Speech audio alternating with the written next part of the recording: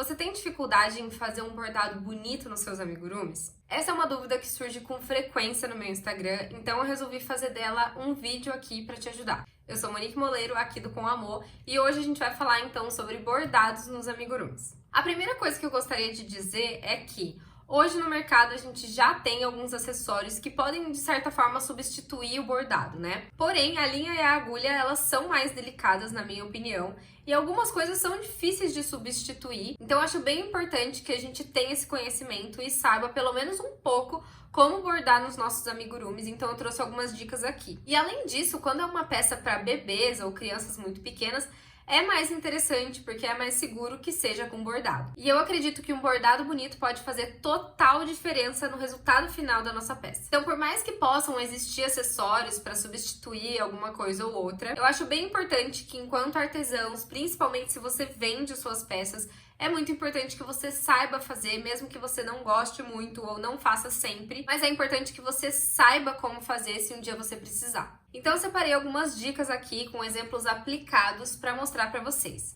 A primeira dica delas é uma clássica, né? Paciência. Mas eu digo isso porque o bordado não é uma coisa muito rápida de ser feita, né? Lógico que depende da complexidade, do tamanho do bordado que você tá fazendo, mas no geral ele demora um pouquinho mais de tempo e a gente precisa dessa paciência, dessa calma na hora de executar. Quando a gente faz isso na pressa, a chance da gente se estressar no caminho e dar errado e ter que refazer e sair ruim é maior. Então, vai com paciência, vai com calma para aumentar as suas chances de sucesso. Tenta realmente curtir o processo. Tá, a segunda dica também é muito clássica, mas é muito verdade. Pratique. Afinal, não tem como a gente melhorar em alguma coisa se a gente não praticar. E a parte da paciência, ela acaba entrando aqui também. Porque a gente precisa de paciência não só para executar o bordado, mas também porque a gente precisa praticar várias vezes, precisa de tempo para ver o nosso bordado melhorando. É paciência para entender que a melhoria não vai vir de uma hora para outra.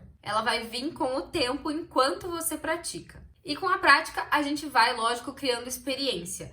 Então, o processo ele vai ficando um pouco mais rápido, mais prático, mais fácil. A terceira dica faz total diferença para mim. Use uma linha mais fina do que a que você usou para executar, para fazer o seu amigurumi. A diferença entre usar a mesma linha que você fez o amigurumi e usar uma linha mais fina é muito grande. O resultado com a linha mais fina fica muito mais delicado. E com isso a gente consegue também controlar um pouco mais do nosso bordado. É como se a resolução desse bordado aumentasse. Mas eu preciso fazer uma observação importante aqui. Quando esse bordado ele é de preenchimento, como por exemplo o focinho de um urso, se a gente usar uma linha muito fina, o processo vai demorar mais, né? Porque é uma linha mais fina para preencher a mesma área. Então o tempo de execução, o tempo desse bordado vai ser maior. Então eu acredito que em alguns casos a gente precisa ponderar o custo-benefício da situação para saber também que espessura de fio usar. A quarta dica é faça testes, tanto para o tipo de fio que você vai usar, o tipo de bordado, às vezes até usar o acessório, testa, né, para saber o que você gosta mais, o que você se identifica mais. Nesse exemplo aqui, um dos polvinhos eu já tinha feito bordado com a linha mais fina, que no caso o polvinho é com barroco 6 e o bordado eu tinha feito com fio amigurumi. Então do barroco 6, o amigurumi, eu fiz o bordado com uma linha mais fina, no caso o fio amigurumi. Então já era uma linha mais fina. Mas depois eu resolvi fazer esse bordado com o fio brisa, que é ainda mais fininho do que o fio amigurumi. E eu achei que o resultado ficou ainda melhor e ainda mais delicado. E nesse caso, como não é um preenchimento, né, foi bordado dos olhos só, do contorno dos olhos, o tempo de execução é o mesmo. Mas nesse caso eu testei um outro material e achei que o resultado foi muito melhor na segunda vez que eu tinha feito. Então não tenha medo de testar e entender o que funciona melhor para você. A quinta dica é muito valiosa para mim. Fure a trama. Sem medo. Use uma agulha com ponta para fazer o bordado e fure a trama feita com o crochê. Isso significa não fique preso ou presa nos buraquinhos formados pelos pontos de crochê na trama.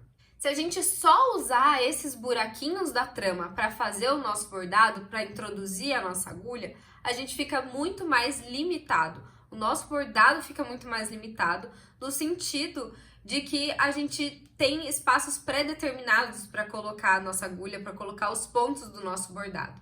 Diferente de quando a gente fura a trama. Se a gente só usar os buraquinhos da trama do crochê, geralmente os bordados nem ficam centralizados. E quando a gente tem que fazer, por exemplo, o bordado de olhinhos, né? 2 bordados simétricos na peça, é muito mais difícil se a gente ficar preso nessa trama. Até porque o comportamento dos pontos de crochê no amigurumi, né, tem uma certa angulação, uma certa inclinação para o lado.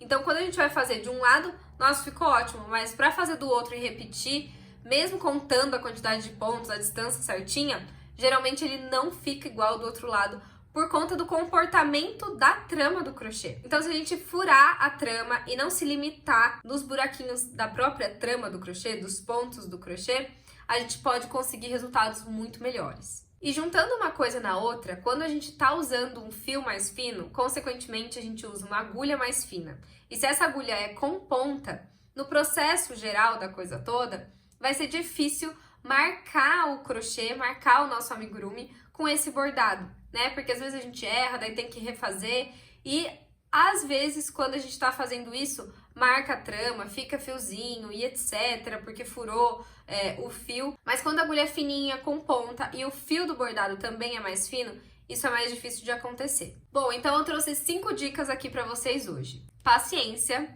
treino, usar uma linha mais fina, fazer testes e furar a trama. Agora me conta quais deles você vai usar no seu próximo bordado ou se você já fazia tudo isso para conseguir resultados melhores. Eu espero que você tenha gostado.